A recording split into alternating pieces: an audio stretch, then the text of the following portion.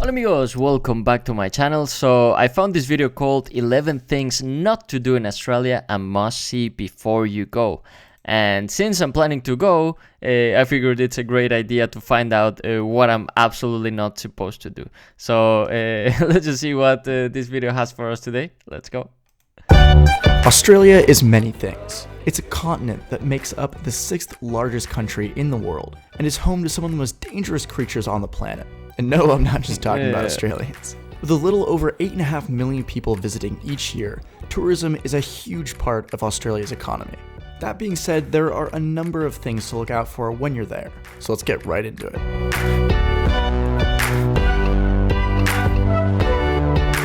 I wonder how much tourism has been affected by the increasing oil prices, because when I look at my trip to Australia, when I search for the prices, I'm still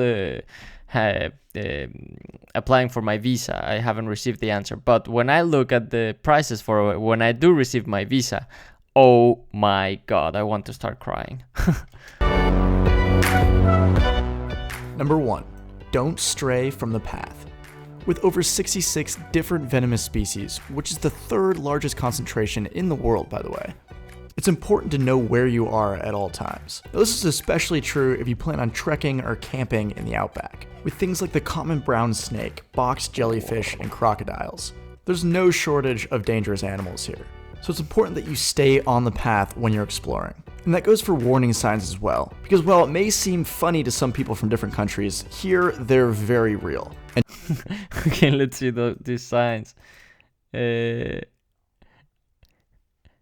kangaroos crossing, next 1 kilometers. I don't even know what this is. Kangaroo, it looks like a rat.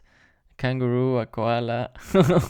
Wow, I haven't seen these signs before, of course.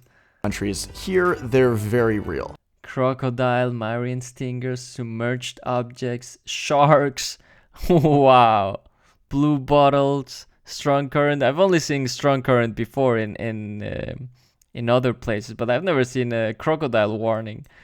And should be taken seriously. Or a shark warning. I see a shark warning, I'm out of there. There's no way I'm going in.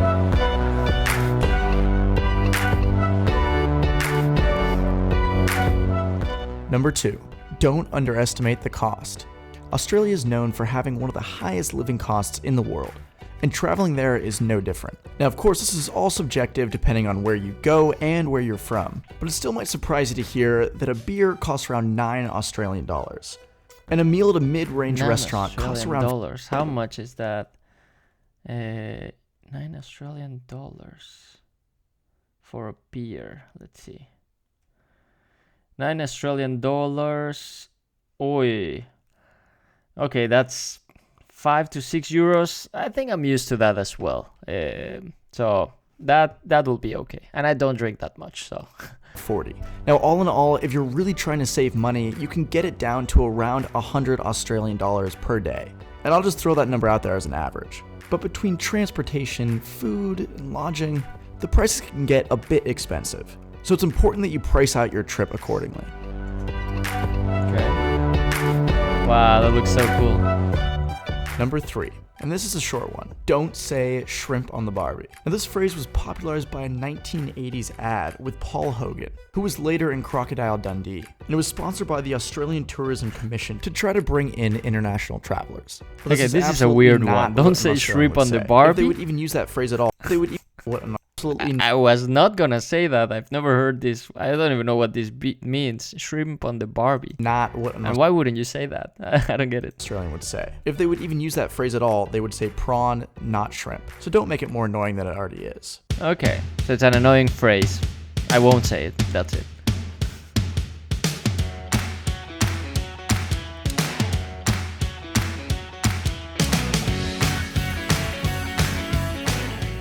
Number 4. Drinking in Australia. Now, for this one, I'm mainly talking about major cities, specifically Sydney, so don't quote me on the rest of the country. But in Sydney, you can't get a beer after 1:30 in the morning because they have something called a lockout law, which means no one is allowed in or out of bars past that point in time. And their last call is at 3 in the morning. And of Wait, no one is allowed in or out? I get not allowed in, but not allowed out? in or out of in the morning because they have something called a lockout law, which means no one is allowed in or out of bars past that point in time. And their last call is at 3 in the morning. And of course, don't drink and try and drive because they have one of the lowest blood alcohol content levels, 0.05, before you can be arrested. And last but not least, don't order Foster's beer. That's not an Australian thing, that's an American thing. Instead, try and order a bottle of Bundaberg. My Aussie friends will know why I'm laughing.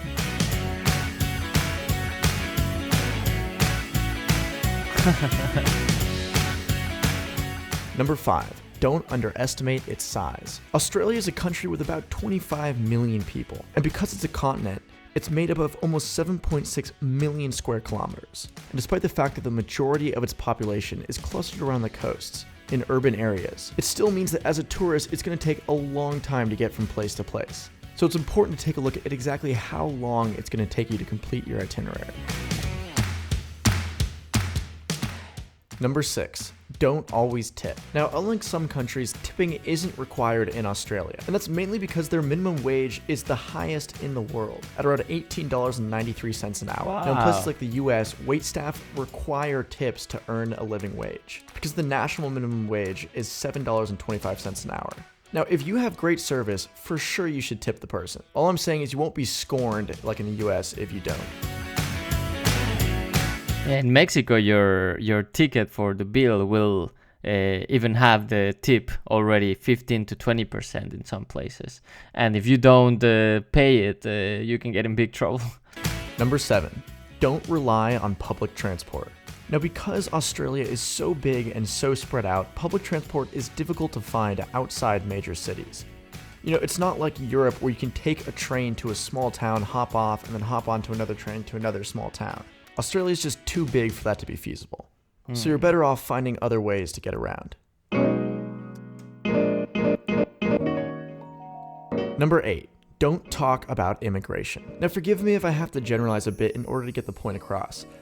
But for the most part, many Australians dislike the way that the government handles immigration, whether they're anti-immigration or whether they're disgusted by the way the government handles refugees.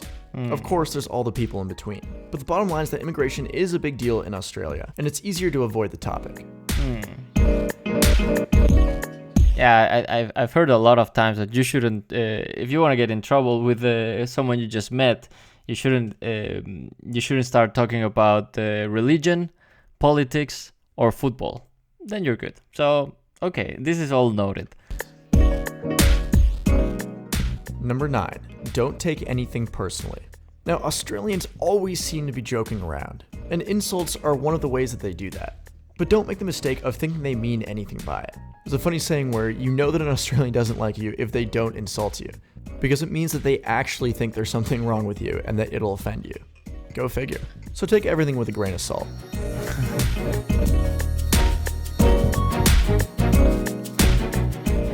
Number 10. Don't be afraid to say hello. Australians have a pretty well-deserved reputation for being laid back. And like I was talking about before with the kidding around, they're good at taking things in stride, which makes it easy as a tourist to make friends. And talking to people is a must. Okay, that's very nice. I like talking to people.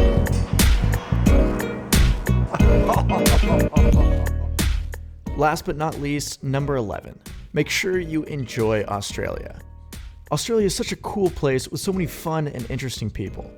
And there's so much to do there. It's important to keep in mind that these are all general guidelines and tips that I find out while I was there. And I'm sure you'll have a fantastic time while you're there. Wow. I can't wait to go there. I'm surprised he didn't mention, well, I guess he did it in the beginning, but he didn't mention too much about not messing with the kangaroos, because in the other video I watched, there were a lot of tourists kind of just having fun with kangaroos, and that didn't look very nice. And yeah, just respect the wildlife. That one I've noted, and I wasn't really thinking of messing up with any wildlife, so I think I'll just go there, visit bars, of course, be with my family there, enjoy the different places. I'm planning to go to a few different cities, of course, Sydney, Brisbane. I haven't decided on my full trip, but I'll see. But yeah, I like this one. I was surprised about the bar thing, that I get that you're not allowed in at some point, but that you're not allowed out from 1:30 to 3 a.m. So it's 1.5 hours where you can't leave the bar. That seems strange. Yeah, that I haven't heard of before. But yeah, I think I should take notes of all these tips before I go. Like I said, I'm still trying to get my visa. But yeah, as soon as that's done, then I'll hopefully be getting my flights to visit there. I cannot wait. I'm so excited. When I watch these videos, everything just looks so beautiful. The people look so amazing.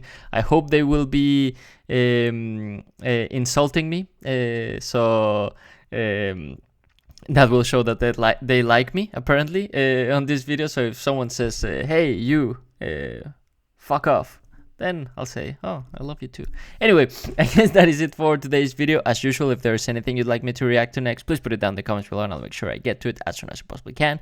But without any further ado, thank you so much for watching. Thank you for subscribing. I love you and I will see you next time. Bye.